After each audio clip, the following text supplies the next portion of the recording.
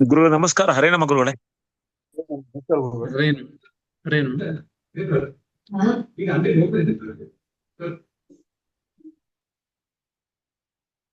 ಶುರು ಮಾಡುದು ಆಚಾರ್ಯ.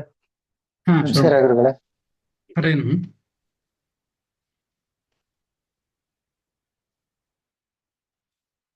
ಶ್ರೀ ಗುರುಭ್ಯೋ ನಮಃ. ಹರಿ ಓಂ. ನಾರಾಯಣಾಯ ಪರಿಪೂರ್ಣ ಗುಣಾರ್ಣವಾಯ ವಿಶ್ವೋದಯ ಸ್ಥಿತಿಲಯೋ ನಿಯತಿಪ್ರದಾಯ ಜ್ಞಾನಪ್ರದಾಯ ವಿಬುಧಾಸುರಸೌಖ್ಯ ದುಃಖ ಸತ್ಕಾರಣಾಯ ವಿತತಾಯ ನಮೋ ನಮಸ್ತೆ. ಅಶೇಷವಾಗ್ಜಾಡ್ಯಮಲಾಪಹಂತ್ರಿ ನವಂ ನವಂ ಸ್ಪಷ್ಟಸುವಾಕ್ಪ್ರದಾಯಿನಿ ಮಮೇಹ ಜಿಹ್ವಾಗ್ರಸುರಂಗನರ್ತಕೀ ಭವಪ್ರಸನ್ನಾ ವದನೆ ಚ ಮೇ ಶ್ರೀಃ. ಅಭ್ರಮಂ ಭಂಗರಹಿತಂ ಅಜಡಂ ವಿಮಲಂ ಸದಾ ಆನಂದತೀರ್ಥಮತುಲಂ ಭಜೆ ತಾಪತ್ರಯಾಪಹಂ.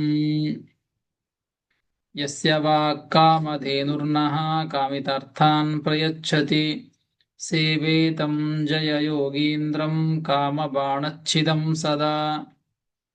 ಪೂಜ್ಯಾಯ ರಾಘವೇಂದ್ರಾಯ ಸತ್ಯಧರ್ಮರತಾಯ ಚ ಭಜತಾಂ ಕಲ್ಪವೃಕ್ಷಾಯ ನಮತಾಂ ಕಾಮಧೇನವೇ. ಸತ್ಯಾಭಿಘ್ನಕರಾಬ್ಜೋತ್ಥಾನ್ ಪಂಚಾಶದ್ವರ್ಷಪೂಜಕಾನ್ ಸತ್ಯಪ್ರಮೋದತೀರ್ಥಾರ್ಯಾನ್ ನೌಮಿನ್ಯಾಯಸುಧಾರತಾನ್. ಆಪಾದಮೌಲಿಪರ್ಯಂತಂ ಗುರುಣಾಂ ಆಕೃತಿಂ ಸ್ಮರೇತ್ ತೇನ ವಿಘ್ನಾಃ ಪ್ರಣಶ್ಯಂತಿ ಸಿದ್ಧ್ಯಂತಿ ಚ ಮನೋರಥಾಃ. ಶ್ರೀ ಗುರುಭ್ಯೋ ನಮಃ. ಹರಿ ಓಂ. ಶ್ರೀಮನ್ಮಹಾಭಾರತ ತಾತ್ಪರ್ಯ ನಿರ್ಣಯದ 4ನೇ ಅಧ್ಯಾಯ. ನಿನ್ನೆ ದಿವಸ ತಿಳಿದಂತೆ ರಾಮಚಂದ್ರ ದೇವರನ್ನ ಸೀತಾದೇವಿ ನೋಡಿದಳು ಅಂತ ಬಂದದ್ದು. ತದರ್ಶ ವಿದ್ಯುದ್ವಸನಂ ನೃಪಾತ್ಮಜ ಅಂತ ತಿಳಿಸಿಕೊಟ್ಟದ್ದು.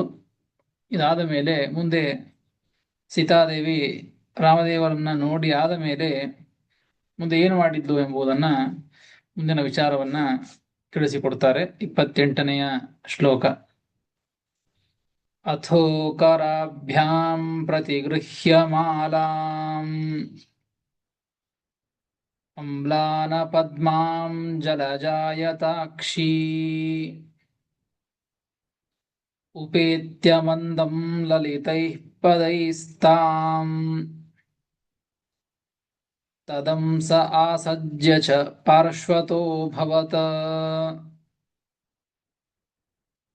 ಅಥೋ ಕರಾಭ್ಯಾಂ ಪ್ರತಿಗೃಹ್ಯ ಮಾಲಾಮಮ್ಲಾನ ಪದ್ಮಾಂ ಜಲಜಾಯತಾಕ್ಷಿ ಉಪೇತ್ಯ ಮಂದಂ ಲಲಿತೈಃ ಪದೈಸ್ತಾಂ ತದಂಸ ಆಸಜ್ಯ ಚ ಪಾರ್ಶ್ವತೋऽಭವತ್ ಎಂಬುದಾಗಿ 28ನೆಯ ಶ್ಲೋಕ ಪದವಿಭಾಗ. ಅಥ ಕರಾಭ್ಯಾಂ ಪ್ರತಿಗೃಹ್ಯ ಮಾಲಾಂ ಅಮ್ಲಾನ ಪದ್ಮಾಂ ಜಲಜಾಯತಾಕ್ಷಿ ಉಪೇತ್ಯ ಮಂದಂ ಲಲಿತೈಃ ಪದೈಃ ತಾಂ ತದಂಸೆ ಪದಚ್ಛೇದ ಮಾಡಿದಾಗ ತದಂಸೆ ಅಂತ ಸಪ್ತಮಿ ಭಕ್ತಿ. ತದಂಸೆ ಆಸಜ್ಯ ಚ ಪಾರ್ಶ್ವತಃ ಅಭವತ್ ಎಂಬುದಾಗಿ ಪದವಿಭಾಗ. ಅಥ ಅಂದ್ರೆ ಅನಂತರ ರಾಮದೇವರನ್ನ ಸೀತಾದೇವಿ ನೋಡಿ ಆದ ಮೇಲೆ ಏನು ಮಾಡಿದ್ಲು ಅಂತಂದ್ರೆ ಜಲಜಾಯತಾಕ್ಷಿ. ಜಲಜ ಅಂದ್ರೆ ನೀರಿನಲ್ಲಿ ಹುಟ್ಟುವಂತಹ ಕಮಲ ಅಥವಾ ಕನ್ನೈದಿಲೆ. ಅಂತಹ ಕಮಲ ಅಥವಾ ಕನ್ನೈದಿಲೆಯಂತಹ ಆಯತಾಕ್ಷಿ ವಿಸ್ತಾರವಾದಂತಹ ಕಣ್ಣುಗಳುಳ್ಳಂತಹ ಅಂದ್ರೆ ಲಕ್ಷ್ಮಿಯ ಸೀತಾದೇವಿಯ ಕಣ್ಣುಗಳು ಕಮಲದಂತೆ ವಿಸ್ತಾರವಾದಂತಹ ಕಣ್ಣುಗಳು. ಅಂತಹ ಕಣ್ಣುಗಳಿರತಕ್ಕಂತಹ ಆ ಸೀತಾದೇವಿ ಏನು ಮಾಡಿದ್ಲು ಅಂತಂದ್ರೆ ಅಂಬ್ಲಾನ ಪದ್ಮಾಂ ಮಾಲಾಂ. ಅಂಬ್ಲಾನ ಅಂಬ್ಲಾನ ಎಂಬುದಕ್ಕೆ ಅಶುಷ್ಯಂತಿ, ಅಂಬ್ಲಾನಾನಿ ಅಶುಷ್ಯಂತಿ ನೂತನಾನಿ ಇತ್ಯರ್ಥಃ. ಮ್ಲಾನ ಅಂದ್ರೆ ಬಾಡೋದು, ಅಂಬ್ಲಾನ ಬಾಡದೇ ಇರತಕ್ಕಂತಹ ಅಂದ್ರೆ ನಿತ್ಯ ನೂತನ. ಆ ಹಿಡಿದುಕೊಂಡಂತಹ ಮಾಲೆ ಇದು ಎಂತಹದ್ದು ಅಂದ್ರೆ ನೂತನಾನಿ ಇತ್ಯರ್ಥ. ಬಾಡದೇ ಇದ್ದದ್ದು ಅಂದ್ರೆ ಹೊಸದಾದದ್ದು ಅಂತ ಅರ್ಥ. ಹೊಸದಾದ ಮಾಲೆ, ಆಗಿನಿಂದಾಗಿ ಬಂದಂತಹ ಬೆಳೆದಂತಹ ಹೂವುಗಳಿಂದ ಮಾಡಿದಂತಹ ಮಾಲೆ ಅಂತ ಅರ್ಥ. ಆ ರೀತಿಯಾಗಿದ್ದದ್ದು ಅಂದ್ರೆ ಒಟ್ಟ ಬಾಡದೇ ಇರತಕ್ಕಂತಹ ಆ ಮಾಲೆ. ಅಂಬ್ಲಾನ ಪದ್ಮಾಂ, ಬಾಡದೇ ಇರತಕ್ಕಂತಹ ನೂತನವಾದಂತಹ ಪದ್ಮಗಳಿಂದ ಮಾಡಿದಂತಹ ಮಾಲಾಂ, ಆ ಮಾಲೆಯನ್ನ ಕರಾಭ್ಯಾಂ ಪ್ರತಿಗೃಹ್ಯ ಸೀತಾದೇವಿ ತನ್ನ ಎರಡೂ ಕೈಗಳಿಂದ ಆ ಕಮಲದ ಅರಳಿದಂತಹ ಕಮಲ ಅಂತಹ ಕಮಲದ ಮಾಲೆಯನ್ನ ಹಿಡಿದುಕೊಂಡು ಲಲಿತೈಹಿ ಪದೈಹಿ ಮಂದಂ ಉಪೇತ್ಯ, ಆ ಸೀತಾದೇವಿ ಏನ್ ಮಾಡಿದ್ಲು ಅಂದ್ರೆ ಲಲಿತೈಹಿ ಪದೈಹಿ, ಕೈಯಾಗ ಆ ಅರಳಿದ ಪದ್ಮದ ಮಾಲೆಯನ್ನ ಎರಡೂ ಕೈಗಳಿಂದ ಹಿಡಿದುಕೊಂಡು ಮನೋಹರವಾದ ಲಲಿತೈಹಿ ಪದೈಹಿ, ಮನೋಹರವಾದಂತಹ ಪದೈಹಿ ಪಾದ ವಿಕ್ಷೇಪೈಹಿ, ಹೆಜ್ಜೆಗಳನ್ನ ಇಟ್ಟುಕೊಂಡು ಹೋಗ್ತಾ ಇದ್ದಾಳೆ. ಇಟ್ಟುಕೊಂಡು ಹೋಗ್ತಾ ಅದು ಹೇಗೆ ಅಂದ್ರೆ ಮಂದಂ ನಿಧಾನವಾಗಿ, ಗಜದಂತೆ ಗಂಭೀರವಾದ ನಡಿಗೆ.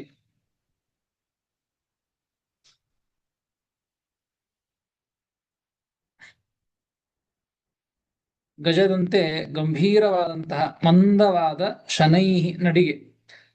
ಆ ರೀತಿಯಾಗಿ ಆ ಪದಗಳಿಂದ ಉಪೇತ್ಯ, ರಾಮಚಂದ್ರ ದೇವರು ಎಲ್ಲಿದ್ದರೋ ಅಲ್ಲಿ ಹೋದ್ರು ಸೀತಾದೇವಿ, ಹೊಂದಿ ಅಂತ ಅರ್ಥ. ರಾಮಂ ಇತಿ ಶೇಷಃ, ರಾಮನನ್ನ ಅಂತ ಸೇರಿಸಿಕೊಳ್ಬೇಕು. ಲಲಿತೈಹಿ ಪದೈಹಿ ಮಂದಂ ರಾಮಂ ಉಪೇತ್ಯ, ನಿಧಾನವಾಗಿ ನಡಿತಾ ನಡಿತಾ ಗಂಭೀರವಾದ ನಡಿಗೆಯಿಂದ ಕೂಡಿದವಳಾಗಿ ಅಂತಹ ಸೀತಾದೇವಿ ರಾಮಚಂದ್ರ ದೇವರನ್ನ ಹೊಂದಿ ಅಂದ್ರೆ ಹತ್ತಿರದಲ್ಲಿ ಹೋದ್ಲು.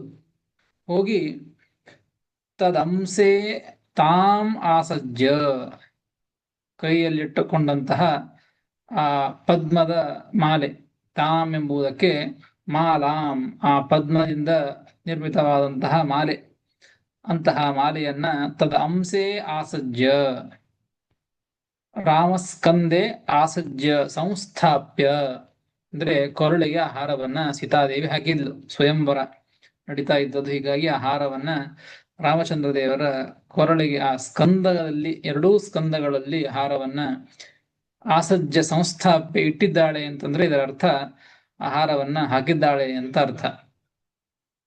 ಹಾಕಿ ಏನು ಮಾಡಿದ್ಲು ಸೀತಾದೇವಿ ಅಂದ್ರೆ ಪಾರ್ಶ್ವತಃ ಅಭವತ್,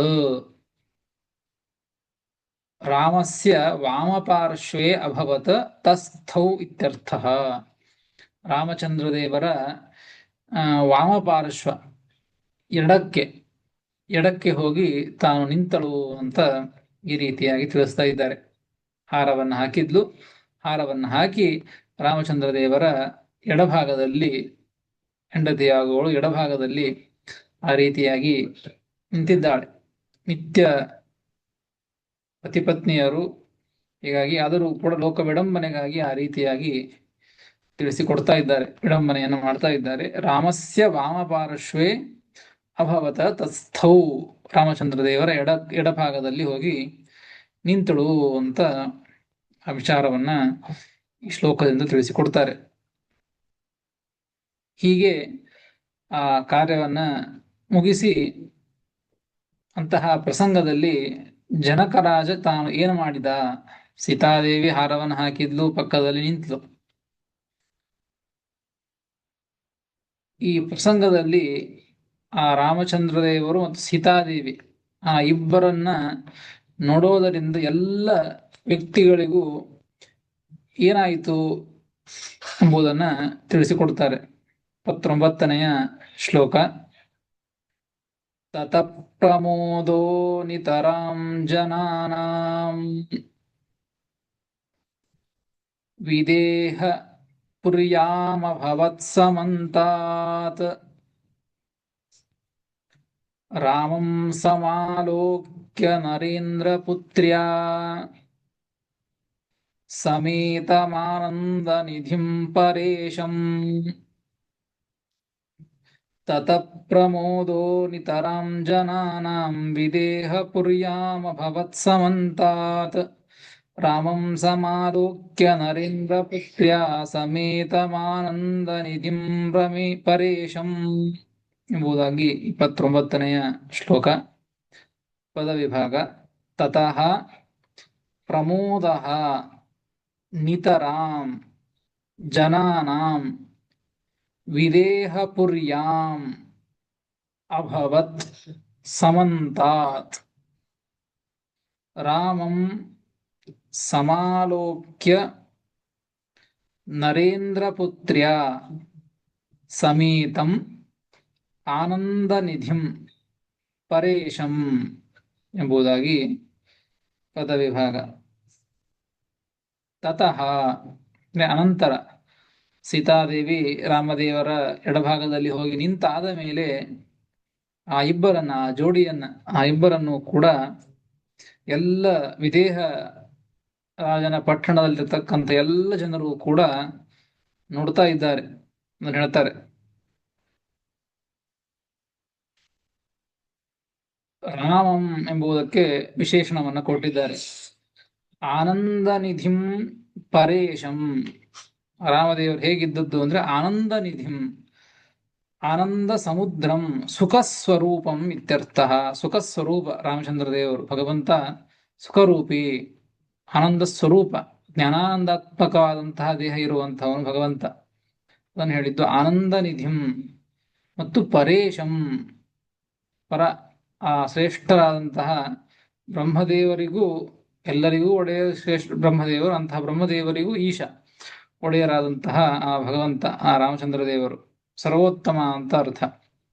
ಅಂತಹ ಸರ್ವೋತ್ತಮನಾದ, ಆನಂದ ಸ್ವರೂಪನಾದ ಮತ್ತು ನರೇಂದ್ರ ಪುತ್ರ್ಯ ಸಮೇತಂ, ನರೇಂದ್ರ ಪುತ್ರ್ಯ ಜನಕರಾಜನ ಮಗಳಾದಂತಹ ಸೀತಾದೇವಿಯಿಂದ ಸಮೇತನಾದಂತಹ ರಾಮಂ, ಆ ರಾಮಚಂದ್ರ ದೇವರನ್ನ ಸಮಂತಾತ್ ಸಮಾಲೋಕ್ಯ,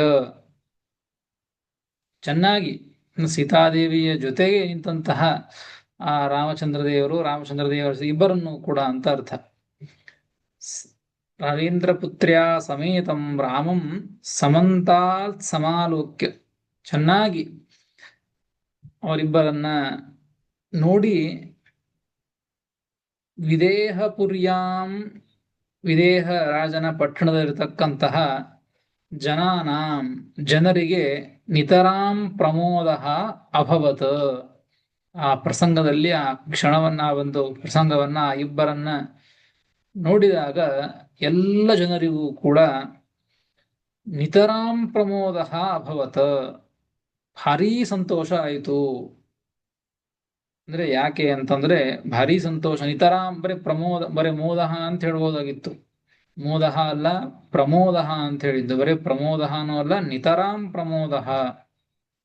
ಮೋದ ಅಂದ್ರೆ ಸಂತೋಷ, ಪ್ರಮೋದ ಅಂದ್ರೆ ಇನ್ನೂ ಸಂತೋಷ.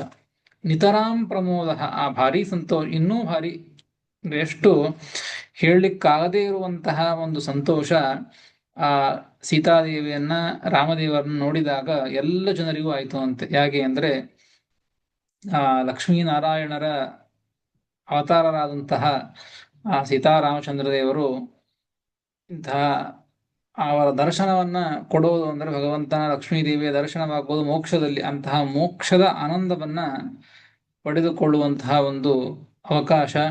ಹೀಗಾಗಿ ಎಲ್ಲ ಜನರಿಗೂ ಸಿಕ್ಕದ್ದು. ಅಲ್ಲಿ ವಿದೇಹರಾಜನ ಪಟ್ಟಣದಲ್ಲಿರತಕ್ಕಂಥ ಎಲ್ಲ ಜನರು ಕೂಡ ಅಂತಹ ಲಕ್ಷ್ಮೀನಾರಾಯಣರ ದರ್ಶನವನ್ನು ಮಾಡಿಕೊಳ್ತಾ ಇದ್ದಾರೆ. ಮೋಕ್ಷಾನಂದವೇ ಅವರಿಗೆ ಆದಂತೆ. ಹೀಗಾಗಿ ಅದನ್ನ ತಿಳಿಸಿಕೊಟ್ಟದ್ದು ಶ್ರೀಮದಾಚಾರ್ಯರು. ನಿತರಾಂ ಪ್ರಮೋದ ಅಭವತ್. ಭಾರಿ ಅಂದ್ರೆ ಭಾರಿ ಸಂತೋಷ ಎಲ್ಲ ಆ ಜನರಿಗೂ ಕೂಡ ಆ ಪ್ರಸಂಗದಲ್ಲಿ ಆಯಿತು, ಸಂತೋಷವನ್ನ ಪಟ್ರು ಅಂತ ವಿಚಾರವನ್ನ ತಿಳಿಸ್ತಾರೆ. ಅವರಿಬ್ಬರನ್ನು ನೋಡಿ ಸಂತೋಷವನ್ನ ಪಟ್ಟಿದ್ದಾರೆ. ಜನಕರಾಜನನ್ನ ಹಿಡಿದುಕೊಂಡು ಪ್ರತಿಯೊಬ್ಬರೂ ಕೂಡ ಆನಂದವನ್ನ ಪಟ್ಟಿದ್ದಾರೆ. ಇಂತಹ ಪ್ರಸಂಗವನ್ನ ನೋಡಿ ಜನಕರಾಜ ತಾನು ದಶರಥ ರಾಜನಿಗೂ ಕೂಡ ಒಂದು ವಿಚಾರವನ್ನ ತಿಳಿಸೋಣ, ಈ ಪ್ರಸಂಗವನ್ನ ಅವನು ನೋಡಿ ಕಣ್ಣು ತುಂಬಿಕೊಂಡು ಆನಂದವನ್ನ ಪಡಲಿ ಅಂತ ಈ ವಿಚಾರವನ್ನ ಹೇಳಿ ಅವನನ್ನ ಕರೆಸಬೇಕು ಅಂತ ದೂತನನ್ನ ಕೊಟ್ಟು ಕಳಿಸ್ತಾನೆ. ಆ ವಿಚಾರವನ್ನ ಮುಂದಿನ ಶ್ಲೋಕದಲ್ಲಿ ತಿಳಿಸ್ತಾರೆ. ಜನಕ ರಾಜ ಏನ್ ಮಾಡಿದ ಅಂತ. 30ನೆಯ ಶ್ಲೋಕ. ಲಕ್ಷ್ಮ್ಯಾ ಸಮೇತೆ ಪ್ರಕಟಂ ರಮೇಶೇ ಸಂಪ್ರೇಷಯಾಮಾಸ ತದಾಶು ಪಿತ್ರೇ ವಿದೇಹರಾಜೋ ದಶದಿಗ್ರಥಾಯ ಸತಂ ನಿಶಮ್ಯಾಶು ತುತೋಷ ಭೂಮಿಪಃ. ಲಕ್ಷ್ಮ್ಯಾ ಸಮೇತೆ ಪ್ರಕಟಂ ರಮೇಶೇ ಸಂಪ್ರೇಷಯಾಮಾಸ ತದಾಶು ಪಿತ್ರೇ ವಿದೇಹರಾಜೋ ದಶದಿಗ್ರಥಾಯ ಸತಂ ನಿಶಮ್ಯಾಶು ತುತೋಷ ಭೂಮಿಪಃ ಎಂಬುದಾಗಿ 30ನೆಯ ಶ್ಲೋಕ ಪದವಿಭಾಗ. ಲಕ್ಷ್ಮ್ಯಾ ಸಮೇತೆ ಪ್ರಕಟಂ ರಮೇಶೇ ಸಂಪ್ರೇಷಯಾಮಾಸ ತದಾ ಆಶು ಪಿತ್ರೇ ವಿದೇಹರಾಜಃ ದಶದಿಗ್ರಥಾಯ ಸಹ ತಂ ನಿಶಮ್ಯ ಆಶು ಭೂಮಿಪಃ ತುತೋಷ ಭೂಮಿಪಃ ಎಂಬುದಾಗಿ ಪದವಿಭಾಗ.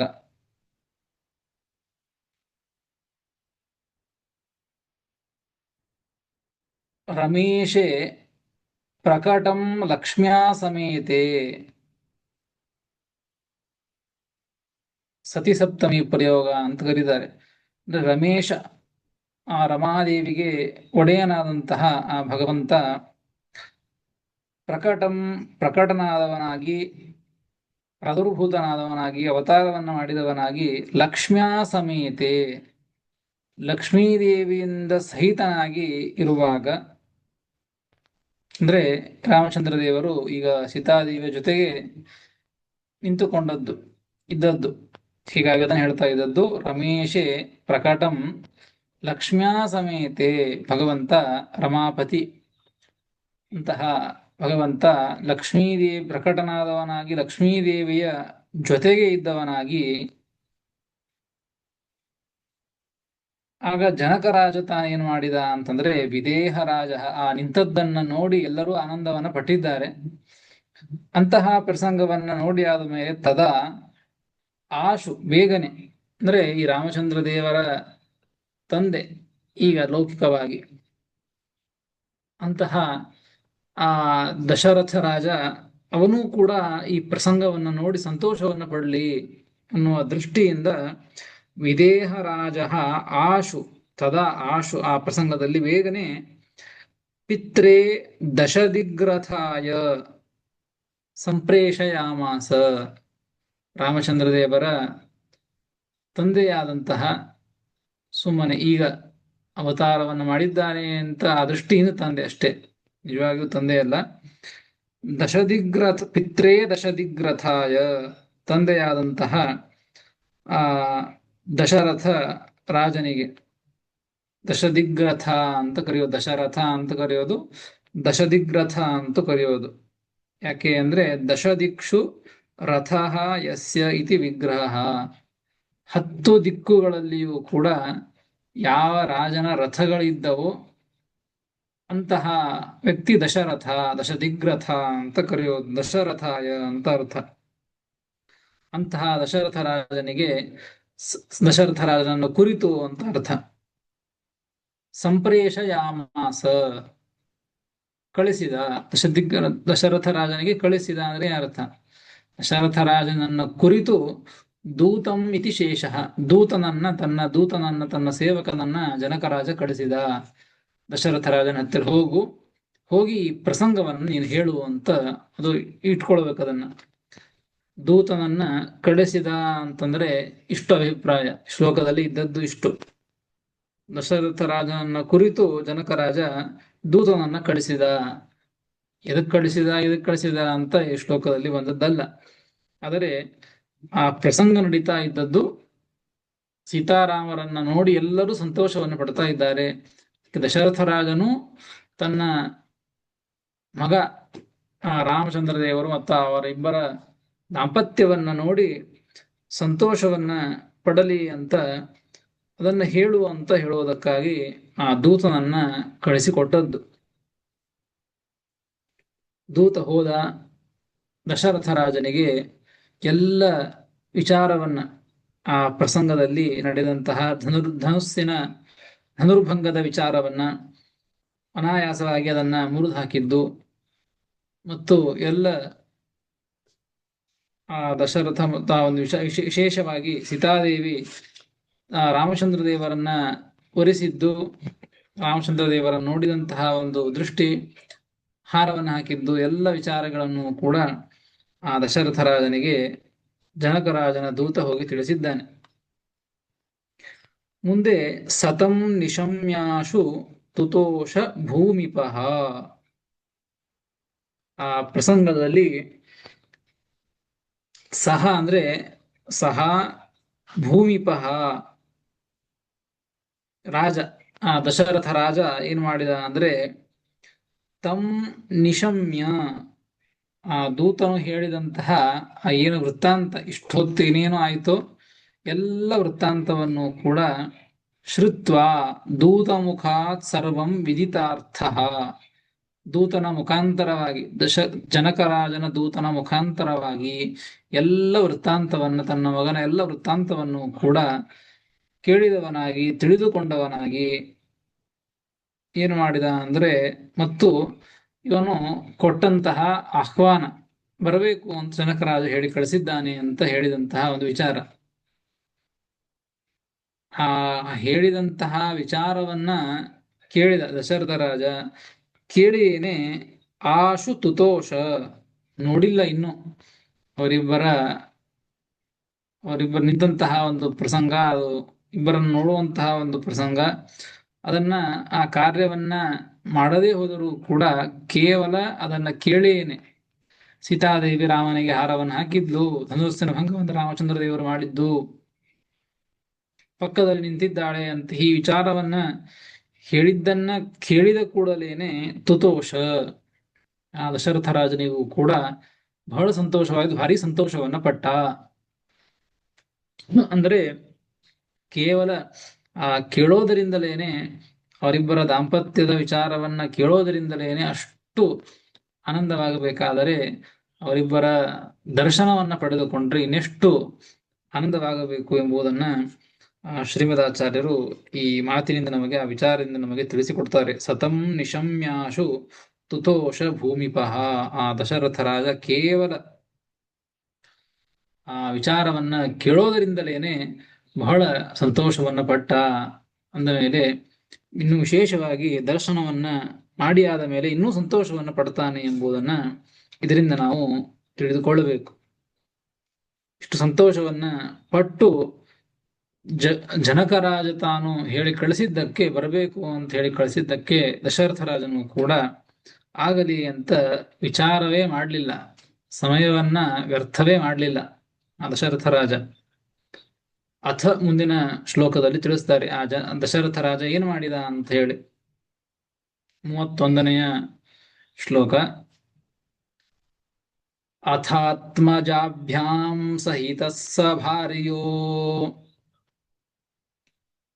ಯಯೌ ಗಜಸ್ಯಂದನ ಪತ್ತಿಯುಕ್ತಯಾ ಸ್ವಸೇನಯಾಗ್ರೇ ಪ್ರಣಿಧಾಯ ಧಾತೃಜಂ ವಸಿಷ್ಠಮಾಶ್ವೇವ ಸ ಯತ್ರ ಮೈಥಿಲಃ ಅಥಾತ್ಮಜಾಭ್ಯಾಂ ಸಹಿತಃ ಸ ಭಾರ್ಯೋ ಯಯೌ ಗಜಸ್ಯಂದನಪತ್ತಿಯುಕ್ತಯಾ ಸ್ವಸೇನಯಾಗ್ರೇ ಪ್ರಣಿಧಾಯ ಧಾತೃಜಂ ವಸಿಷ್ಠಮಾಶ್ವೇವ ಸ ಯತ್ರ ಮೈಥಿಲಃ ಎಂಬುದಾಗಿ 31ನೆಯ ಶ್ಲೋಕ. ಪದವಿಭಾಗ. ಅಥ ಆತ್ಮಜಾಭ್ಯಾಂ ಸಹಿತಃ ಸಭಾರ್ಯಃ ಯಯೌ ಗಜಸ್ಯಂದನ ಪತ್ತಿಯುಕ್ತಯ, ಒಂದೇ ಶಬ್ದ ಅದು, ಸ್ವಸೇನಯ ಅಗ್ರೆ ಪ್ರಣಿಧಾಯ ಧಾತೃಜಂ ವಸಿಷ್ಠಂ ಆಶು ಏವ ಸಹ ಯತ್ರ ಮೈಥಿಲಃ ಎಂಬುದಾಗಿ 31ನೆಯ ಶ್ಲೋಕದ ಪದವಿಭಾಗ. ಅಥ ಅನಂತರ ದಶರಥ ರಾಜ ವಿಚಾರವನ್ನ ಕೇಳಿ ಆದ ಮೇಲೆ ಆ ದಶರಥ ರಾಜ ತಾನು ಆತ್ಮಜಾಭ್ಯಾಂ ಸಹಿತ ತನ್ನಿಬ್ಬರು ಮಕ್ಕಳು ಆ ಮಕ್ಕಳಿಂದ ಸಹಿತನಾದವನಾಗಿ, ಅಂದ್ರೆ ಇಬ್ಬರಲ್ಲಿದ್ದಾರೆ ವಿದೇಹ ಪಟ್ಟಣದಲ್ಲಿ, ರಾಮ ಮತ್ತು ಲಕ್ಷ್ಮಣರು, ಇನ್ನಿಬ್ಬರು ಭರತ ಶತ್ರುಘ್ನರು. ಆತ್ಮಜಾಭ್ಯಾಂ ಭರತ ಶತ್ರುಘ್ನಾಭ್ಯಾಂ ಸಹಿತ, ಭರತ ಮತ್ತು ಶತ್ರುಘ್ನರಿಂದ ಸಹಿತನಾದವನಾಗಿ, ಮತ್ತು ಸಭಾರ್ಯ ತನ್ನ ಹೆಂಡತಿಯರಿಂದಲೂ ಸಹಿತನಾದವನಾಗಿ, ಯಯೌ ಅಲ್ಲಿಗೆ ಮಿಥಿಲಾ ಪಟ್ಟಣಕ್ಕೆ, ಜನಕರಾಜನ ಪಟ್ಟಣಕ್ಕೆ ಹೊರಟ. ಹೇಗೆ ಹೊರಟದ್ದು ಅಂತಂದ್ರೆ ಹೇಳ್ತಾರೆ, ಆತ್ಮಜಾಭ್ಯಾಂ ಸಹಿತ ಸಭಾರ್ಯ, ಮಕ್ಕಳಿಂದ ಸಹಿತನಾದವನಾಗಿ, ಭರತ ಶತ್ರುಘ್ನರಿಂದ ಸಹಿತನಾದವನಾಗಿ, ಹೆಂಡತಿಯರಿಂದ ಸಹಿತನಾದವನಾಗಿ, ಅಷ್ಟೇ ಅಲ್ಲ, ಗಜಸ್ಯಂದನ ಪತ್ತಿಯುಕ್ತಯ, ಗಜ ಆನೆಗಳು ಮತ್ತು ಸ್ಯಂದನ ಅನೇಕ ರಥಗಳು, ಮತ್ತು ಪತ್ತಯ ಪದಾತಯ ಕಾಲಾಳುಗಳು, ಹೀಗೆ ಗಜಸ್ಯಂದನ ಪತ್ತಿ ಅವುಗಳಿಂದ ಕೂಡಿದವನಾಗಿ, ಗಜಾದಿಯುಕ್ತಯ ಸ್ವಸೇನಯ ಇವುಗಳಿಂದ ಕೂಡಿದಂತಹ ತನ್ನ ಸೇನೆ, ಆ ಸೇನೆಯಿಂದ ಕೂಡಿದವನಾಗಿ ಆ ದಶರಥ ರಾಜ ಸಹ ರಾಜ ಧಾತೃಜಂ ಧಾತ ಅಂದ್ರೆ ಬ್ರಹ್ಮದೇವರು, ಧಾತೃಜಂ ಧಾತೃವಿನಿಂದ ಹುಟ್ಟಿದಂಥವರು ವಸಿಷ್ಠ ಋಷಿಗಳು, ಧಾತೃಜಂ ವಸಿಷ್ಠಂ ಬ್ರಹ್ಮದೇವರ ಪುತ್ರನಾದಂತಹ ವಸಿಷ್ಠ ಋಷಿಗಳನ್ನ ಅಗ್ರೇ ಪ್ರಣಿಧಾಯ ಮುಂದೆ ಮಾಡಿಕೊಂಡು, ಪ್ರಣಿಧಾಯ ಎಂಬುದು ಪುರಸ್ಕೃತ್ಯ ಅವರನ್ನ ಮುಂದೆ ಮಾಡಿಕೊಂಡು, ಅಂದ್ರೆ ಅವರನ್ನ ಕರೆದುಕೊಂಡು ಮುಂದೆ ಮಾಡಿಕೊಂಡು, ಯತ್ರ ಮೈಥಿಲ ಎಲ್ಲಿ ಜನಕರಾಜ ಇದ್ದಾನೋ, ಅಂದ್ರೆ ಜನಕರಾಜನ ವಿದೇಹ ಪಟ್ಟಣ ಅಂತ ಅರ್ಥ, ವಿದೇಹ ಪಟ್ಟಣದಲ್ಲಿ ಇದ್ದಾನೆ. ಮೈಥಿಲ ಎಲ್ಲಿ, ಆ ಜನಕರಾಜ ಎಲ್ಲಿ ಇದ್ದಾನೋ, ತತ್ರ ಆಶು ಏವ ಯಯೌ, ಜನಕರಾಜ ಎಲ್ಲಿ ಇದ್ದಾನೋ ಅಲ್ಲಿ ಬೇಗನೆ ಹೋದರು ಎಂದ್ರು ವಿದೇಹ ಪಟ್ಟಣಕ್ಕೆ. ಆ ದಶರಥ ತಾನು ಅಲ್ಲಿಗೆ ಹೋದ. ಆ ದೂತನ ಮಾತನ್ನ ಕೇಳಿದ್ದಕ್ಕೆ ಅಲ್ಲಿ ಆನಂದ ಆಗಿದೆ. ಅಲ್ಲಿ ಹೋಗಿ ನೋಡಬೇಕು, ಸಂತೋಷವನ್ನ ಹೊಂದಬೇಕು ಅನ್ನುವ ಸಲುವಾಗಿ ತನ್ನ ಮಕ್ಕಳು, ಹೆಂಡತಿ ಎಲ್ಲ ಸೇನೆಯನ್ನ ಮತ್ತು ವಸಿಷ್ಠರನ್ನ ಮುಂದೆ ಮಾಡಿಕೊಂಡು ಆ ದಶರಥ ರಾಜ ಆ ಒಂದು ವಿಶೇಷವಾಗಿ ಜನಕರಾಜನ ಪಟ್ಟಣಕ್ಕೆ ಹೋದ ಅಂತ ಈ ರೀತಿಯಾಗಿ ತಿಳಿಸಿಕೊಟ್ಟಿದ್ದಾರೆ. ಇದಾದ ಮೇಲೆ ಮುಂದೆ ವಿಶೇಷವಾಗಿ ಅವರ ಕಲ್ಯಾಣೋತ್ಸವ ಅದನ್ನು ನೋಡುವುದಕ್ಕಾಗಿ ಜನಕರಾಜ ಎಲ್ಲರನ್ನ ಆಹ್ವಾನ ಕೊಟ್ಟದ್ದು. ಹೀಗಾಗಿ ಮುಂದೆ ಆ ಸೀತಾರಾಮರ ಕಲ್ಯಾಣದ ವಿಚಾರವನ್ನ ತಿಳಿಸಿಕೊಡ್ತಾರೆ. ಅದನ್ನು ಮತ್ತೆ ಮುಂದೆ ತಿಳಿದುಕೊಳ್ಳೋಣ ಅಂತ ಹೇಳ್ತೇನೆ. ಶ್ರೀಕೃಷ್ಣಾರ್ಪಣಮಸ್ತು. ಹರೇ ನಮಃ. ಶ್ರೀಕೃಷ್ಣಾರ್ಪಣಮಸ್ತು. ಹರೇ ನಮಃ. ನಮಸ್ಕಾರ. ಕೃಷ್ಣಾರ್ಪಣಮಸ್ತು. ಹರೇ ನಮಃ. ಹರೇ ನಮಃ. ನಮಸ್ಕಾರ ಆಚಾರ್ಯ. ಹರೇ ನಮಃ.